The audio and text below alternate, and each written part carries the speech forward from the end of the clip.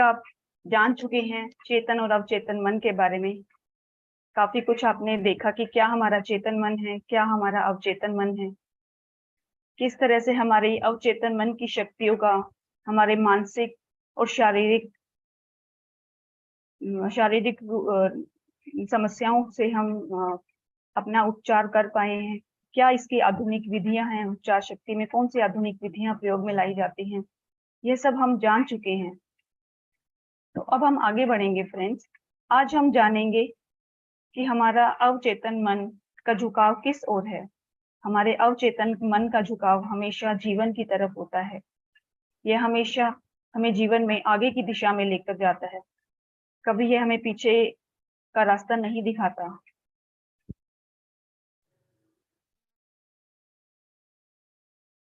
यह हमेशा हमें उन्नति और सृजनात्मकता की तरफ लेकर जाता है। दोस्तों, हम सभी जानते हैं कि हमारा अवचेतन मन 97% होता है और चेतन मन सिर्फ 3% होता है। तो आप ये सोचिए, इतना विशाल अवचेतन मन होने के बावजूद भी हम ऐसा संकुचित जीवन क्यों व्यतीत करते हैं। हम क्यों करते हैं? क्योंकि हम अपने सीमित ज्ञान के साथ रहते हैं। हम अवचेतन मन के असीमित ज्ञान के साथ, उसकी असीमित शक्तियों के साथ जुड़ ही नहीं पाते। इसको जुड़ने के लिए, इसके साथ जुड़ने के लिए फ्रेंड्स थोड़ी सी हमें मेहनत करनी पड़ेगी। थोड़ा सा हमें अपने आप से जुड़ना पड़ेगा, तभी हम अपने अवचेतन मन तक पहुंच सकते हैं। इसके लिए हमें ध्यान का रास्ता भी अपनाना पड़ेगा, तभी हम अपने भीतर के उस खजाने तक पहुंच पाएंगे। तो इस चैप्टर में, यहाँ पे मैं 2 चैप्टर्स कवर करूंगी। चैप्टर 7 जो हम अभी शुरू कर चुके हैं कि हमारे अवचेतन मन का झुकाव जीवन की तरफ होता है, और दूसरा चैप्टर कि हम अपने मनचाहे परिणाम कैसे प्राप्त करें।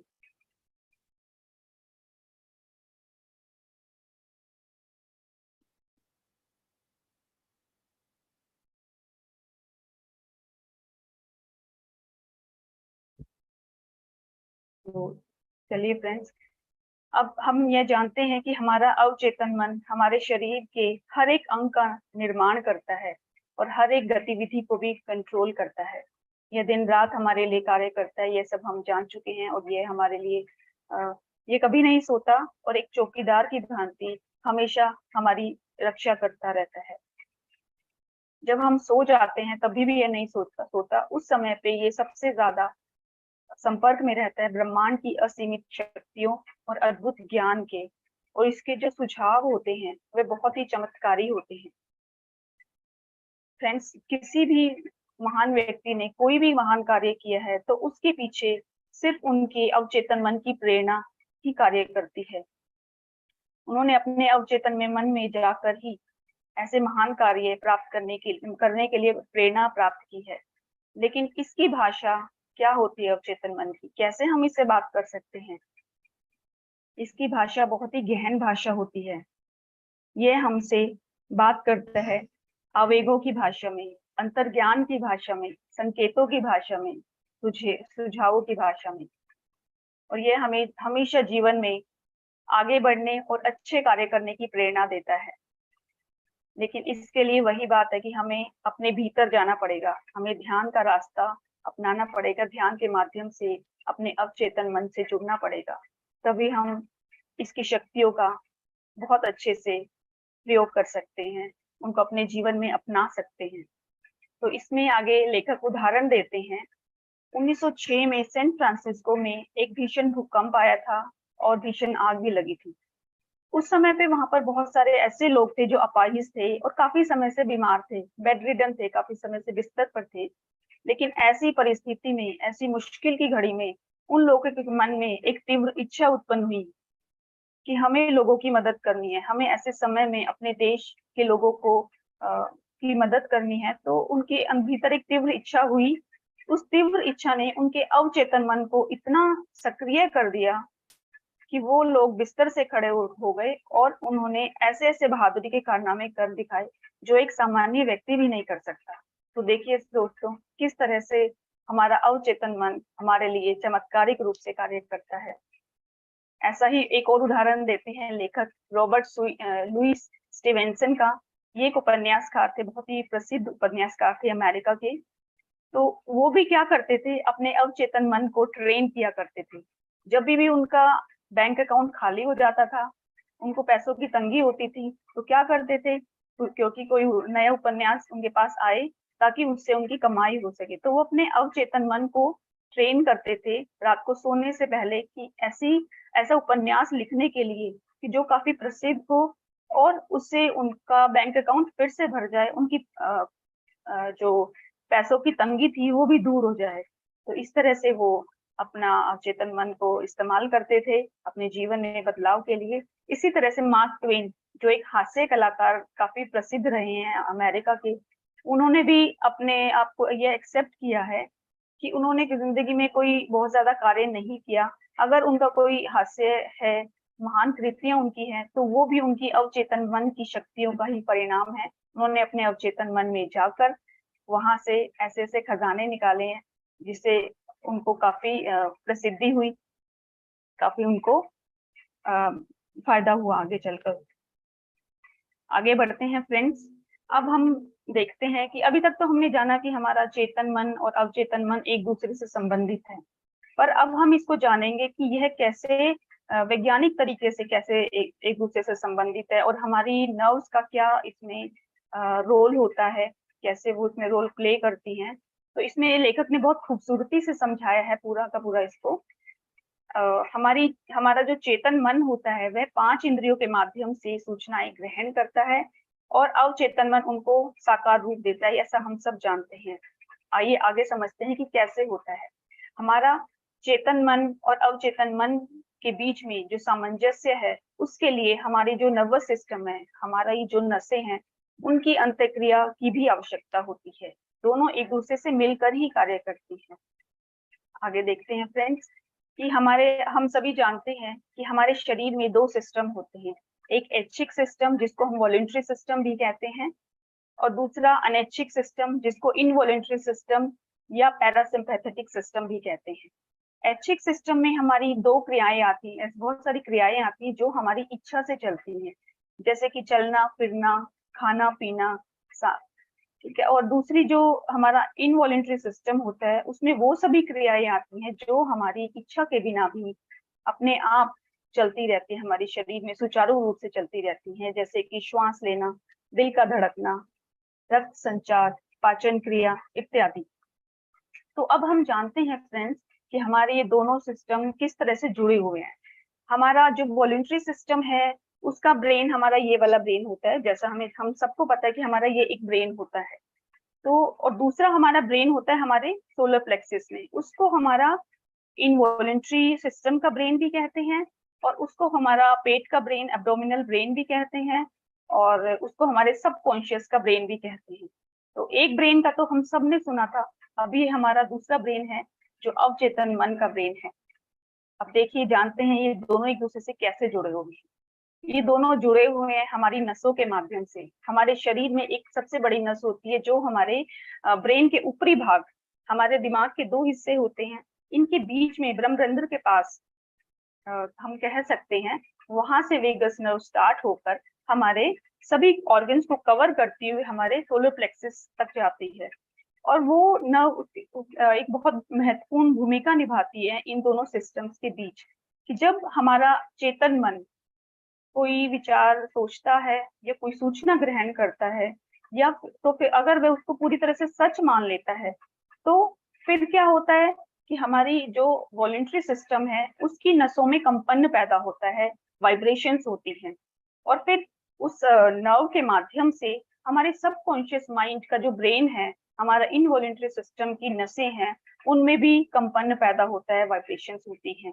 तो इस तरह से हमारा कोई भी विचार जो सबको चेतन मन के द्वारा सच समझ लिया जाता है, वो हमारे इस नर्व के माध्यम से हमारे सबकॉन्शियस माइंड तक, हमारे पेट के ब्रेन या फिर सोलर प्लेक्सिस के ब्रेन, जो भी आप कहेंगे, वहां तक पहुंचता है, और फिर आगे चलकर वो हमारा अवचेतन मन हमारे उस विचार को वास्तविकता का रूप दे देता है।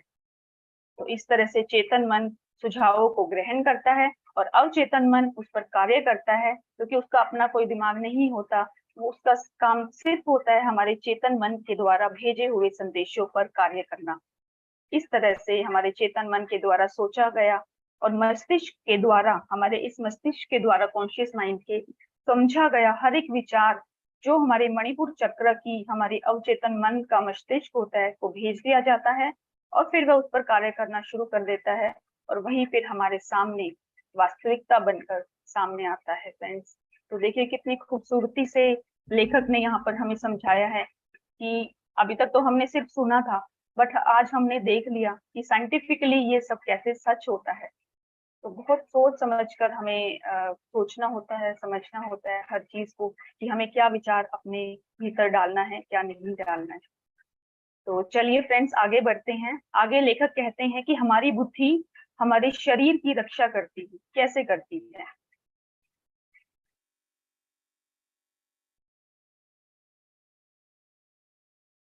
इसमें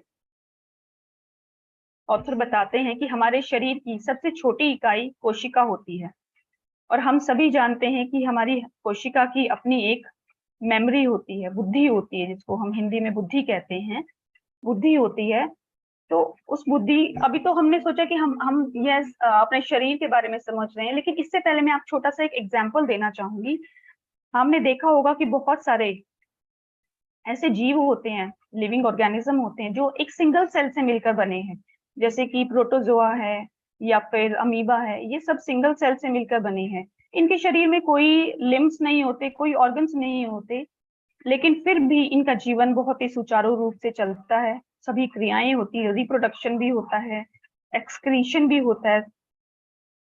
तो सभी मतलब जीवन की वही सब क्रियाएं जो हम करते हैं हमारे जीवन में होती है, ऑलमोस्ट सभी उनके जीवन में भी होती है।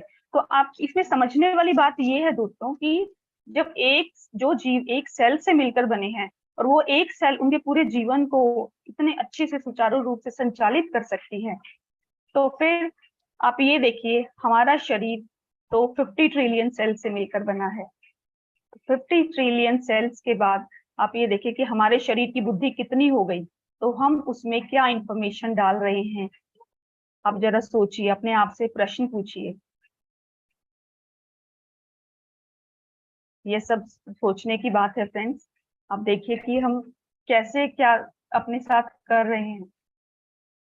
जस्ट अ मिनट फ्रेंड्स, थोड़ा सा टेक्निकल इशू हो गया।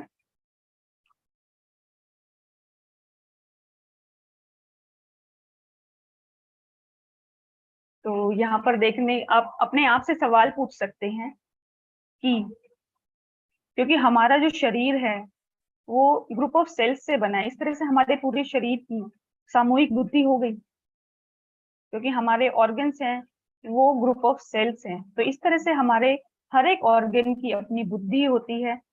तो अगर हमारे शरीर में कोई भी रोग आता है, ऑर्गन में कुछ भी होता है, तो किस वजह से होता है, तो ये आप अपने आप से सवाल पूछ सकते हैं।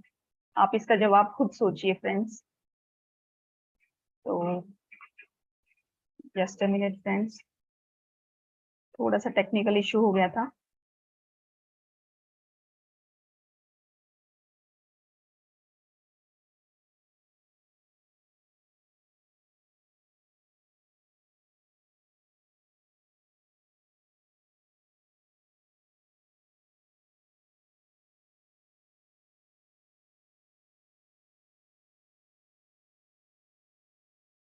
तो आगे बढ़ते हैं friends.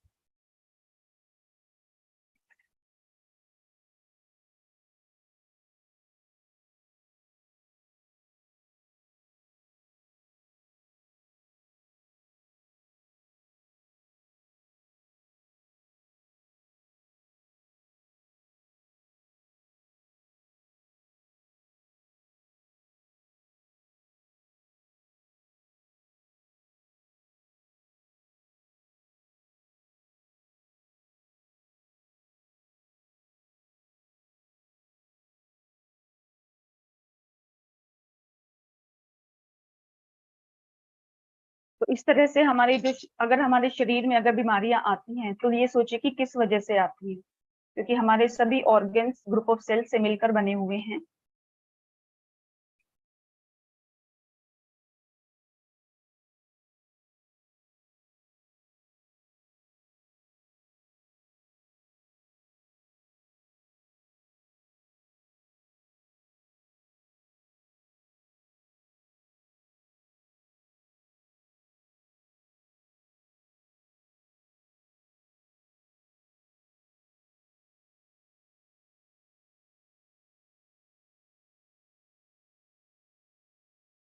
Yes friends, technical issue कभी कभी आ जाते हैं, कोई बात नहीं, आराम से सॉर्ट आउट कर लीजिए निशा, आराम से सॉर्ट आउट कर लीजिए। तो फ्रेंड्स, बेसिक यही है कि जो भी हम सोचेंगे वो हमारे सबकॉन्शियस माइंड में जाकर रजिस्टर होगी। हम अपने चेतन मन से जो भी सोचें, चाहे वो अच्छा हो बुरा हो, किसी के हित में हो अहित में हो, अपने बारे में पॉजिटिव सोचें नेगेटिव सोचें, किसी के बारे में भी जो भी सोच हम सोचते हैं वो जाकर हमारे सबकॉन्शियस माइंड में रजिस्टर हो जाती है। इसीलिए कहते हैं ना दोस्तों कि ये दुनिया हमारी ही प्रोजेक्शन है। जैसा सोचते हैं, जैसा महसूस करते हैं, वैसी ही दुनिया हमारे सामने उत्पन्न हो जाती है, क्रिएट हो जाती है। कैसे? क्योंकि वो चीज जाकर हमारे सबकॉन्शियस माइंड में रजिस्टर हो जाती है, और हमारे सबकॉन्शियस माइंड में इतनी असीम शक्ति है कि उस चीज को वो हमारे सामने एक प्लेट में सजाकर वही चीज लाकर देता है जो हमने ही सोचकर रजिस्टर की है, जिसमें हमने अपनी फीलिंग दी है, हमने उन इमोशंस को फील किया है, उस खुशी को या उस दुख को या उस दर्द को या उस हेट को, जो भी हम फील करते हैं, रजिस्टर हम खुद करते हैं। और हमारी ही जो अवचेतन मन है या हमारा ही जो सबकॉन्शियस माइंड है, उसे हमारी ही दुनिया में सामने ले आता है। तो Nisha, are you ready? Yes ma'am. Yes, over to you तो डियर। आगे लेखक बताते हैं कि अगर हम अपने शरीर को स्वयं से कार्य करने दें तो ये बहुत अच्छे से कार्य करता है और हमेशा हमें स्वस्थ रखता है। लेकिन ऐसा नहीं होता। क्यों नहीं होता? क्योंकि हमारा चेतन मन लगातार इसमें हस्तक्षेप करता रहता है और वह बाहर की वातावरण में संपर्क में रहता है। इस वजह से हमेशा लगातार डर, गलत विश्वास, नकारात्मक भाव को मनोवैज्ञानिक और भावनात्मक तरीके से अवचेतन मन को भेजता रहता है। ऐसे में हमारे अवचेतन मन के पास कोई उपाय नहीं बचता उन सभी नकारात्मक भावों को वास्तविकता का रूप देने के अलावा। तो देखिए फ्रेंड्स, कितने खूबसूरती से यहाँ पर लेखक ने हमें समझाया हर एक चीज को कि हम खुद ही हर चीज के जिम्मेवार होते हैं। तो आगे बढ़ते हैं फ्रेंड्स। आगे फ्रेंड लेखक हमें बताते हैं कि हमारा अवचेतन मन हमेशा हमारी भलाई के लिए कार्य करता रहता है। यह हमारे शरीर की हर एक गतिविधि में सामंजस्य स्थापित करते हुए हमेशा हमारे अच्छे के लिए ही कार्य करता है। और यहाँ यह बात देखने लायक है कि इसकी अपनी कोई इच्छा नहीं होती, बल्कि यह सिर्फ निस्वार्थ भाव से हमारे लिए ही कार्य करता है। दिन रात एक चौकीदार की तरह हमारी रक्षा करता है और यह हमारे शरीर का निर्माता होता है। हर एक अंग का यह निर्माण करता है, लेकिन इसकी जो निर्माण की प्रक्रिया होती है वह बहुत ही शांत प्रक्रिया होती है। उसको ना तो हम देख सकते हैं, ना हम सुन सकते हैं और ना ही हम महसूस कर सकते हैं। इसके लिए हमें सबसे पहले अपने अपने मन को शांत करना होगा, अपने चेतन मन को शांत करना होगा और अपने भीतर झांक कर देखना होगा। तभी हम अपने हर एक सेल से जुड़ पाएंगे, हम अपने हर एक ऑर्गन से जुड़ पाएंगे और इस शरीर की निर्माण की प्रक्रिया को देख भी पाएंगे, समझ पाएंगे और महसूस भी कर पाएंगे। और उनको हम बहुत अच्छे से, कहीं पे भी कोई अगर समस्या है तो उनको हील भी कर पाएंगे। तो फ्रेंड्स, जैसे हमारा जीवन होता है वैसे ही हमारे अवचेतन मन का भी अपना एक जीवन होता है, जो हमेशा हमारे अच्छे स्वास्थ्य और भीतरी शांति के लिए कार्यरत रहता है हमेशा। तो आगे बढ़ते हैं फ्रेंड्स। मनुष्य कैसे सद्भाव के सिद्धांत में हस्तक्षेप करता है। यहाँ पर लेखक बताते हैं कि हमें सही और वैज्ञानिक तरीके से सोचने के लिए सच तक पहुंचना बहुत जरूरी है और सच को जानने के लिए हमें अवचेतन मन की बुद्धिमत्ता और शक्तियों के साथ सामंजस्य स्थापित करना पड़ेगा। तभी हम अपनी जीवन की यात्रा में आगे बढ़ पाएंगे। हमें अपनी हर एक सोच, हर एक कार्य जिनका अवचेतन मन के साथ कोई सामंजस्य नहीं है, चाहे वह हमारी अज्ञानता के कारण हो या फिर जानबूझकर, वह सिर्फ हमें जीवन में कलह और बाधाओं के रास्ते पर ही लेकर जाता है। आगे वैज्ञानिक बताते हैं कि हर 11 महीने में हमारा शरीर नया बन जाता है, लेकिन हमारे भीतर के डर, गुस्सा, ईर्ष्या और बुरी भावनाओं के होते हुए हमारा शरीर भी उसी तरह से बनेगा, क्योंकि हमारा शरीर हर 11 महीने के बाद हम अपना नया शरीर प्राप्त कर लेते हैं। लेकिन फिर भी हमारे शरीर में अगर कोई रोग आता है, कोई बीमारी आती है, तो इसके पीछे कारण क्या है? इसके पीछे कारण है हमारा डर या फिर हमारे नकारात्मक भाव। क्योंकि हम हर पल अगर हम ऐसे भावों में रहेंगे जो हमारे शरीर की भीतरी शांति के लिए, भीतरी निर्माण के लिए उपयोगी नहीं है, उनके लिए फायदेमंद नहीं है, तो हमारा शरीर भी नकारात्मक विचारों को अमल करते हुए उसी दिशा में आगे बढ़ेगा। तो इस बातों से यह निष्कर्ष निकलता है कि जिस तरह से अंधेरे से छुटकारा पाने का रास्ता रोशनी करना है, सर्दी से बचने का उपाय गर्मी करना है, इसी तरह से नकारात्मक भावों को दूर करने का उपाय अपने आप को सिर्फ अच्छे भावों से, पॉजिटिव विचारों से भरना है। दोस्तों, जब हम लगातार अपने आप को अच्छे भावों से भरते रहेंगे, पॉजिटिव विचारों से भरते रहेंगे, तो एक दिन वो अवश्य आएगा कि हमारे भीतर की सारी अशुद्धता, सारी मलिनता दूर हो जाएगी और हम पूरी तरह से प्योर हो जाएंगे। जैसे सारिका मैम ने अभी बताया कि हम एनलाइटन हो जाएंगे, हमारे मन में भी हर किसी के लिए सिर्फ प्रेम होगा, हमें चाहे कोई कुछ भी दे, लेकिन हमारे मन में उनके लिए सिर्फ प्यार ही आएगा और कुछ चाहकर भी नहीं आ पाएगा। तो यह सब हमारे अवचेतन मन की शक्ति के कारण ही संभव हो पाता है। तो आगे बढ़ते हैं फ्रेंड्स। इसमें लेखक एक और भी बहुत सुंदर एग्जाम्पल देते हैं कि एक व्यक्ति था जो उनके लेक्चर सुनने के लिए आया करता था और वह आंखों की गंभीर समस्या से पीड़ित था। तो डॉक्टर ने उसको बोला था कि अगर आप आंखें ठीक करवाना चाहते हो तो आपको ऑपरेशन कराना पड़ेगा। लेकिन वह व्यक्ति अवचेतन मन की शक्तियों से पूरी तरह से परिचित था, उसको पूरा विश्वास था कि जब हमारा अवचेतन मन ही हमारे शरीर के हर एक अंग का निर्माण करता है, तो मैं अपने अवचेतन मन की शक्ति के द्वारा अपनी आंखों को भी पूरी तरह से ठीक कर सकता हूँ।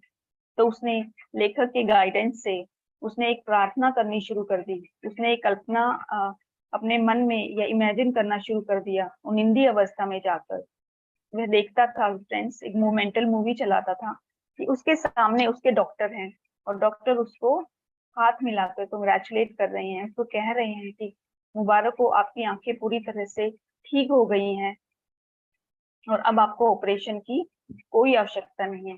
दोस्तों, वह दिन रात इसी इमेजिनेशन को अपने मन में चलाया करता था, रात को सोने से पहले, सुबह उठने के बाद या दिन में भी बार बार वो यही सोचा करता था, इसी कल्पना शक्ति का प्रयोग किया करता था।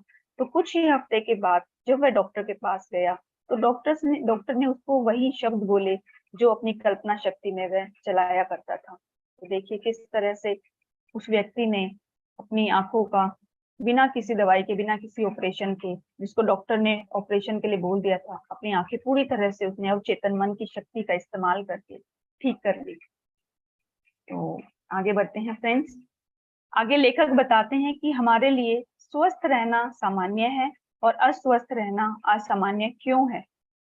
तो इसके माध्यम से लेखक यह बताना चाहते हैं कि जब एक बच्चा पैदा होता है, ज्यादातर ऐसा ही होता है, जब एक बच्चा पैदा होता है तो उसके सभी अंग पूरी तरह से स्वस्थ होते हैं, वे मन से और तन से पूरी तरह से प्योर होता है और पूरी तरह से जीवनदायिनी शक्ति के साथ होता है।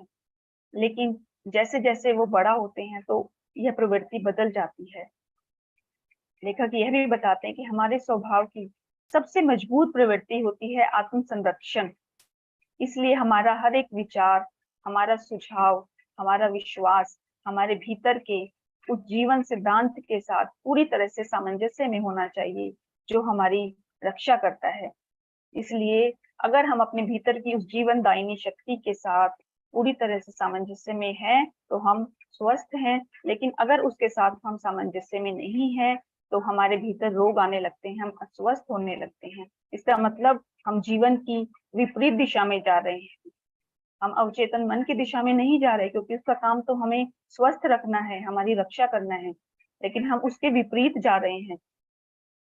तो इसका मतलब हमारे भीतर हमें देखने की जरूरत है, हम कहाँ जा रहे हैं, हमें सोचने की जरूरत है,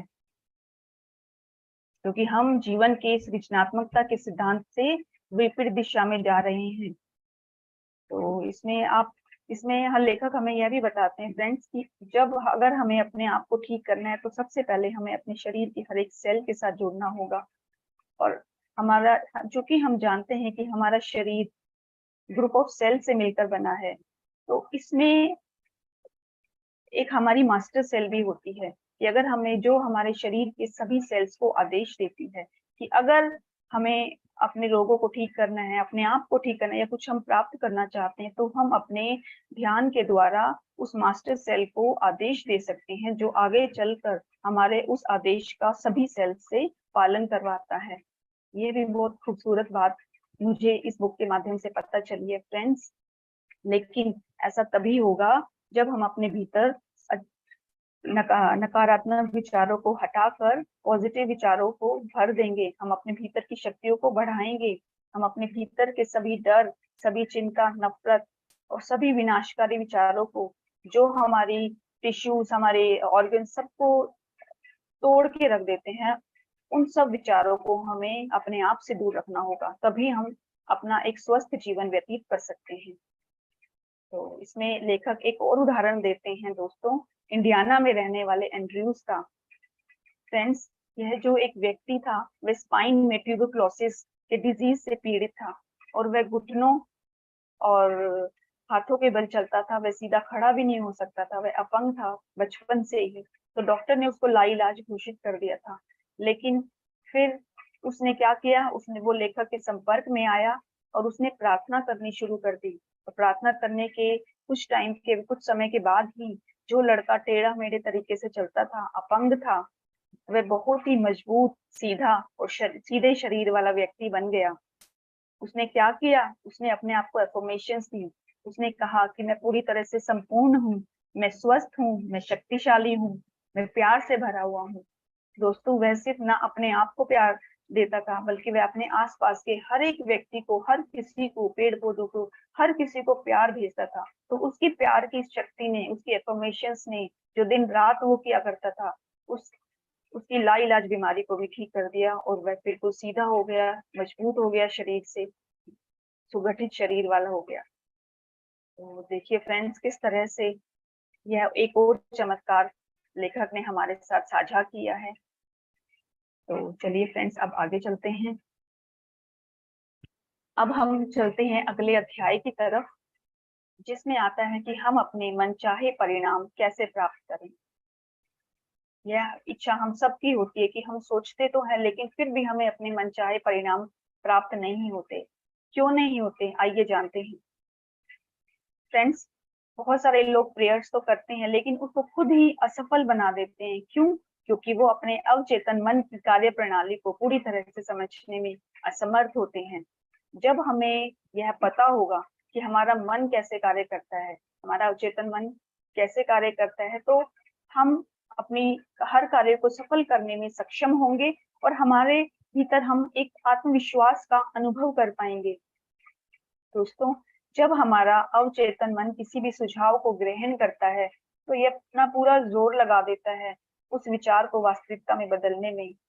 और यह बात, जब अवचेतन मन पूरी तरह से जब सकारात्मक विचारों पर जोर लगा देता है, तो यही बात नकारात्मक विचारों पर भी लागू होती है। जब हम बार बार इसको नकारात्मक विचार भेजते रहेंगे, इसको नकारात्मक तरीके से इस्तेमाल करते रहेंगे, तो ये हमारे लिए सिर्फ मुश्किलें, असफलता और दुविधा ही लेकर आता है। लेकिन अगर आप इसका सृजनात्मकता से इस्तेमाल करते हैं, तो यह आपके लिए जीवन में हमेशा मार्गदर्शन, आजादी और शांति लेकर आता है, और एक आप खुशहाल जीवन आराम से व्यतीत कर सकते हैं, अगर आप इसके साथ पूरी तरह से जुड़ जाते हैं। इसलिए लेखक बताते हैं कि हमें अपनी प्रार्थना को असफल होने से बचाने के लिए अपने अवचेतन मन को पूरी तरह से यह विश्वास दिलाना होगा कि जो संदेश हम उस तक भेज रहे हैं वह पूरी तरह से सच है, चाहे वो एफर्मेशंस के माध्यम से हो या कल्पना शक्ति के माध्यम से हो। हमें सिर्फ उसको विश्वास दिलाना है, बाकी का कार्य अवचेतन मन खुद कर लेगा। इस तरह से अवचेतन मन तक अपनी प्रार्थना को पूरे भरोसे, आत्मविश्वास के साथ हमें पहुंचाना होगा, तभी वो उस पर 100% कार्य कर पाएगा, उसको सफल बना पाएगा। और दोस्तों, लेखक आगे यह भी बताते हैं कि हमारा अवचेतन मन किसी भी मानसिक दबाव का इस्तेमाल करके कार्य नहीं करता। अगर हम मानसिक दबाव का इस्तेमाल करते हैं तो कभी भी हम अपने मन चाहे परिणाम प्राप्त नहीं कर पाते। तो ऐसे कुछ ही वाक्य लेखक ने उदाहरण के तौर पर हमें बताए हैं कि जो हम यूज करते हैं, हम इस्तेमाल करते हैं ज्यादातर, क्योंकि अगर हम कुछ चाहते हैं कि हमें यह चाहिए, लेकिन उसके बावजूद हमारे मन में डाउट आते हैं और हम ऐसे कुछ वाक्य यूज करते हैं जैसे कि चीजें बिगड़ रही हैं, हमने मुझे कभी अपने जीवन के सवालों के जवाब नहीं मिलेंगे, मुझे कोई रास्ता नहीं मिल रहा है, मैं नाउम्मीद हो रहा हूँ, मुझे पता नहीं मुझे क्या करना है, मैं पूरी तरह से टूट गया हूँ। जब हम अपने साथ इन वाक्यों का इस्तेमाल करते हैं तो दोस्तों, हमें अवचेतन मन से कोई सहायता नहीं मिलती। ना तो आप आगे जाते हो, ना पीछे जाते हो, आप सिर्फ वहीं पे अटक के रह जाते हो जीवन में, आपको कोई दिशा नहीं मिल पाती। इसमें लेखक उदाहरण के तौर पर एक टैक्सी ड्राइवर का उदाहरण देते हैं कि जब आप किसी टैक्सी में बैठते हो और जब आप उसको बोलते हो कि मुझे एक दिशा में जाना, फिर आप उसको दूसरा एड्रेस बताते हो, फिर तीसरा बताते हो, फिर चौथा बताते हो, फिर पांचवा बताते हो, तो इस तरह से वो ड्राइवर कंफ्यूज हो जाता है कि क्या करना है। तो इसी तरह से यही हमारे अवचेतन मन के साथ होता है कि अगर हम उसको पूरा स्पष्ट रूप से भरोसे के साथ कुछ नहीं बताएंगे तो वो हमें कहीं नहीं पहुंचाएगा, वो हमें वहीं की वहीं लाके रखेगा। इसलिए हमें अपने अवचेतन मन को जो भी संदेश पहुंचाना है वह पूरे स्पष्ट तरीके से विश्वास के साथ पहुंचाना है, तभी वह उसको वास्तविकता का रूप देगा और हमारे मन चाहे परिणाम लाकर हमारे सामने खड़ा कर देगा। तो फ्रेंड्स, एक और किसी भी कार्य को आसान कैसे बनाएं, इसमें लेखक एक बताते हैं पहले कि अगर हमें किसी भी समस्या के समाधान तक जाना है तो सबसे पहले हमें यह जानना होगा कि आखिर में समस्या कहाँ है, क्योंकि समस्या के अंदर ही उसका समाधान छिपा हुआ है। तो इसमें एक उदाहरण के तौर पर लेखक बताते हैं कि एक बार एक व्यक्ति ने अपने घर में चिमनी ठीक करने के लिए एक मैकेनिक को बुलाया, तो उस मैकेनिक ने उस व्यक्ति से $200 मांगे। तो वो व्यक्ति बहुत ही गुस्सा हो गया और उसने बोला कि आपने इतने छोटे से कार्य को, एक छोटा सा पुर्जा लगाने के लिए आपने मुझसे $200 क्यों मांगे हैं। तो उस व्यक्ति ने बहुत खूबसूरती से बताया, दोस्तों सुनिए इस बात को ध्यान से, कि जो मैंने पुर्जा इसमें लगाया वह $5 का आया था और मैंने सिर्फ आपसे $5 ही मांगे हैं, लेकिन बाकी जो $195 जो मैंने आपसे मांगे हैं वो मैंने इस बात का पता लगाने के लिए मांगे हैं कि आखिर में समस्या कहाँ है। तो इस बात को गौर से सुनिए फ्रेंड्स, कि जब हमें पता होगा कि समस्या कहाँ है तब हमें समस्या का समाधान भी अपने आप ही मिल जाएगा। कहाँ से मिलेगा, कैसे मिलेगा, ये नहीं सोचना, बट हमें मिलेगा। तो आगे फ्रेंड्स हमें लेखक बताते हैं कि अपनी कल्पना शक्ति का हमें इस्तेमाल करना है, ना कि हमें अपनी इच्छा शक्ति का। फ्रेंड्स, बचपन से हम सुनते आए हैं कि अपनी विल पावर को हमें स्ट्रॉन्ग बनाना है, अगर हमें कुछ प्राप्त करना है तो हमें अपनी विल पावर को स्ट्रॉन्ग बनाना है।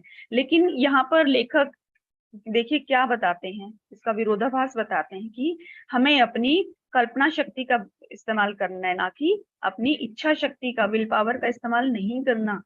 क्यों नहीं करना? क्योंकि हमारा अवचेतन मन खुद से कोई इसलिए नहीं करना क्योंकि जब हम अपनी इच्छा शक्ति का प्रयोग करते हैं तो इसका मतलब हम अपने अवचेतन मन को ये इनडायरेक्टली ये संदेश भेज रहे हैं कि जो विचार हम भेज रहे हैं उस पर पूर्ण रूप से हमारा भरोसा नहीं है। ठीक है, तो हमें क्या करना है, हमें अपने अवचेतन मन को सिर्फ समस्या का समाधान देना है। हमें उसको यह नहीं बताना कि कैसे होगा, कब होगा, क्यों होगा, कौन करेगा, नहीं। जैसे एक बच्चा होता है, बच्चे की तरह हमें उस भाव में रहना है।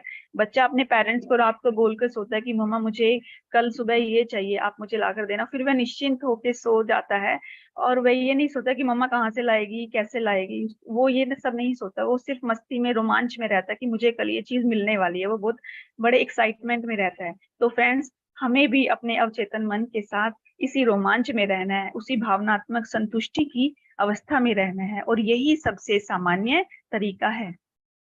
तो आगे लेखक बताते हैं फ्रेंड्स कि एक अनुशासित कल्पना शक्ति किस तरह से चमत्कारिक रूप से कार्य करती है। तो इसमें ऑथर बताते हैं कि अगर हमें अपने अवचेतन मन से कोई भी कार्य कराना है तो उसके लिए हमें एक अनुशासित और वैज्ञानिक कल्पना शक्ति का प्रयोग करना होगा, और जो कि क्योंकि हमारा अवचेतन मन ही हमारे शरीर और उसके महत्वपूर्ण कार्यों और उसकी गतिविधियों का निर्माण करता है और उनको नियंत्रित करता है। ऐसा बाइबल में भी लिखा है कि जब आप कोई भी प्रार्थना करते हो तो प्रार्थना से ज्यादा आपके भाव उसमें ज्यादा मैटर करते हैं। जो आप उसमें विश्वास डालते हो, उस विश्वास से ही आपको परिणाम प्राप्त होते हैं, और उस विश्वास को हमें हर पल कायम रखना है। ये नहीं कि एक बार हमने भाव डाल दिया तो फिर उसके बाद हम भूल गए, नहीं। जब तक हमें परिणाम नहीं प्राप्त होते तब तक हमें उस भाव में ही रहना है, विश्वास के भाव में कि हमें डिजायर्ड रिजल्ट्स, हमें मनचाहे परिणाम जरूर मिलेंगे। तो आगे चलते हैं फ्रेंड्स कि अपनी प्रार्थना को सफल बनाने की क्या महत्वपूर्ण कदम है। इसमें लेखक 3 महत्वपूर्ण कदम बताते हैं। लेखक बताते हैं कि सबसे पहले आप अपनी समस्या को पूर्ण रूप से स्वीकार कीजिए और उसको समझिए, क्योंकि समस्या के भीतर ही उसका समाधान भी छिपा हुआ है। फिर उस समस्या के समाधान की तरफ मुड़ जाइए और फिर अपने अवचेतन मन को सौंप दीजिए उस समय कि मुझे यह समाधान चाहिए, यह सॉल्यूशन चाहिए। और फिर आप एक गहरे विश्वास की स्थिति में विश्राम कीजिए कि मेरा कार्य पूरा हो चुका है, मेरी प्रार्थना कबूल हो चुकी है, और पूरी तरह से निश्चिंत हो जाइए, समर्पित हो जाइए। तो इसके बाद लेखक यह भी बताते हैं दोस्तों, जब एक बार हमने प्रार्थना अपनी समर्पित कर दी अपने अवचेतन मन को, फिर हमें अपनी प्रार्थना को कमजोर नहीं बनाना, क्योंकि हमारा चेतन मन क्या करता है, बार बार उसमें डाउट डालता है, दुविधा के बीज डालता है कि काश ऐसा हो गया, नहीं होगा तो इसलिए हमें ऐसा नहीं करना। तो देखिए दोस्तों, कितनी खूबसूरती से लेखक ने यहाँ पर ये सब कुछ समझाया है। हमें हर पल सिर्फ आनंद में रहना है कि हमें समस्याओं का समाधान मिल गया है, और पूरी तरह से रिलैक्स हो जाना है, क्योंकि जब हम रिलैक्स होते हैं तभी हम अपने अवचेतन मन को प्रभावित कर पाते हैं। आगे फ्रेंड्स लेखक बताते हैं विपरीत प्रयास का नियम का क्या मतलब है।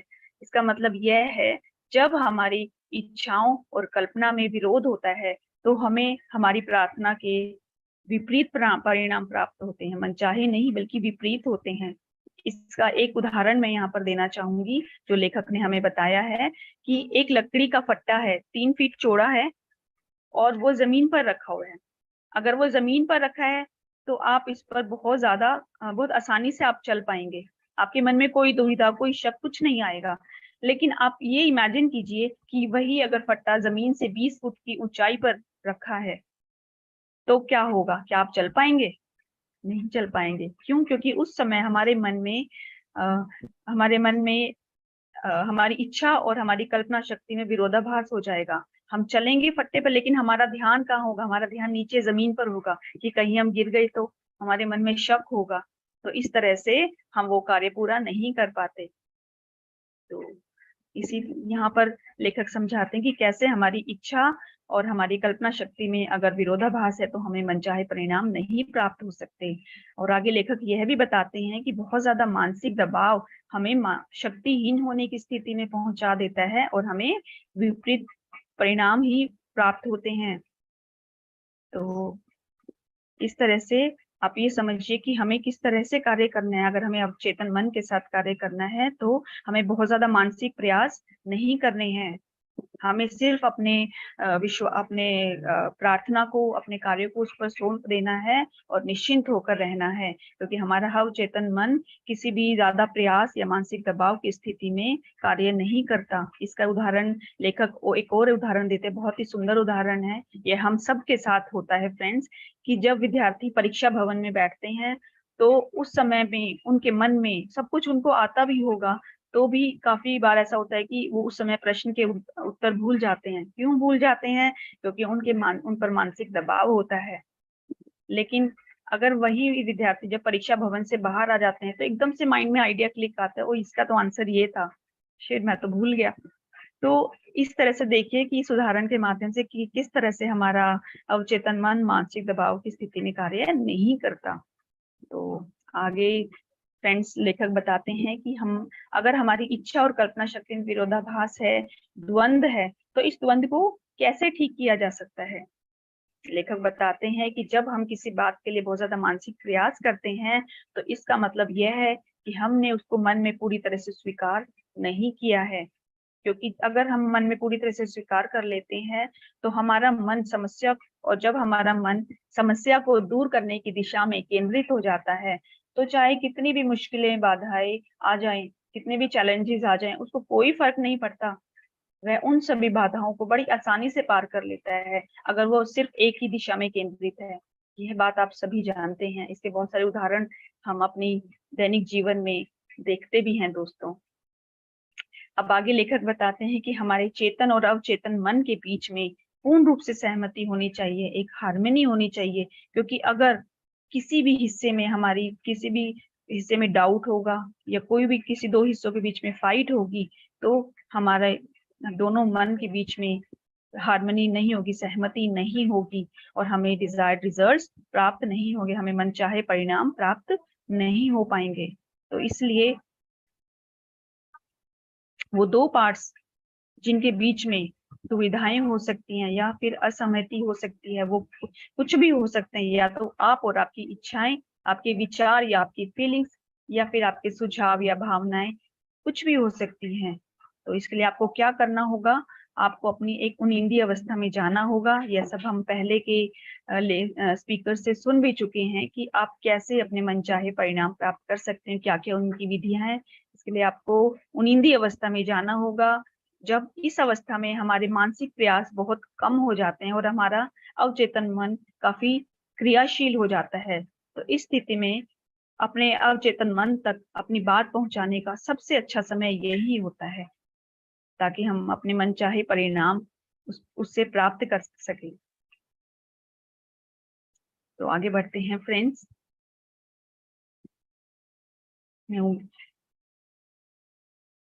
तो इसमें सभी महान लोग अपनी सभी दुविधाओं और समस्याओं को एक नियंत्रित, निर्देशित और अनुशासित कल्पना शक्ति से ही सुलझाते हैं।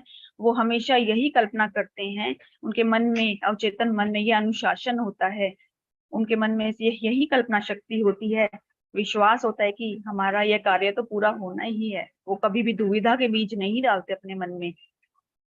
तो इसमें लेखक एक और उदाहरण देते हैं दोस्तों, कि एक लड़की थी, वो अपनी बहुत सारी लीगल प्रॉब्लम्स के साथ जूझ रही थी। उसकी इच्छा थी कि मुझे भी अपनी प्रॉब्लम्स का सॉल्यूशन मिले, लेकिन उसको परिणाम विपरीत ही मिल रहे थे। वह और गरीबी की तरफ जा रही थी, क्योंकि अपने मन में वह हमेशा जब भी अच्छा सोचने की कोशिश करती, तो उसका मन उसको भटका देता गरीबी की तरफ, बैंकरप्सी की तरफ, दिवालिया होने की तरफ, पैसों की तंगी की तरफ। तो इस तरह से उसकी इच्छाओं और उसकी कल्पना दोनों में विरोधाभास था। फिर वह लड़की लेखक के पास आई, लेखक ने उनको बहुत अच्छे से गाइड किया, और फिर लेखक के बताने के बाद उसने मन में यह इमेजिन करना शुरू कर दिया, रात को सोने से पहले उनिंदी अवस्था में, कि उसके सामने उसके वकील हैं और वो उसको कांग्रेचुलेट कर रहे हैं, और वो बता रहे हैं कि आपकी सभी लीगल प्रॉब्लम्स का, सभी समस्याओं का समाधान कोर्ट से बाहर ही हो गया है। दोस्तों, वह बार बार इसी बात को मन में दोहराया करती थी, दिन रात। जब भी उसके मन में डर की भावना आती, तो फिर वह अपने मन को वापस वही उस कल्पना पर ले आती, उस मेंटल मूवी को अपने दिमाग में चला देती, और धीरे धीरे धीरे धीरे इस तरह से उसका मन पूरी तरह से वो पॉजिटिव हो गया, सकारात्मकता से भर गया। और कुछ ही हफ्तों में उसको अटॉर्नी ने उसको बुलाया और उसको वही सब बताया जिसकी वह कल्पना किया करती थी। तो इस तरह से देखिए दोस्तों, हमारे अवचेतन मन की शक्ति और बुद्धि हमें हर किसी बीमारी, बंधन और दुखों से दूर कर सकती है। बस हमें क्या करना है, हमें इस तक पहुंचना है, अपने आप को सकारात्मकता से भरना है, अपनी भीतर की ऊर्जा से जुड़ना है। थैंक यू दोस्तों, आज मैं आप सबका बहुत बहुत धन्यवाद करती हूँ। यहीं पर अध्याय 8 का समापन होता है। Thank you so much friends.